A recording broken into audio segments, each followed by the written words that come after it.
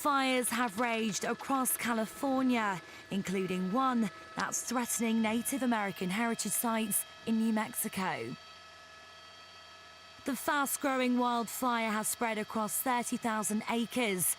It's destroyed 6 homes since it broke out last Thursday. The Southern California blaze, dubbed the Powerhouse Fire, grew by around 10,000 acres on Sunday. For the first time in decades, the Forest Service is using night-flying helicopters to drop water on the flames. Despite cooler, wetter weather that moved in overnight, firefighters say it will take until next Monday to contain the blaze.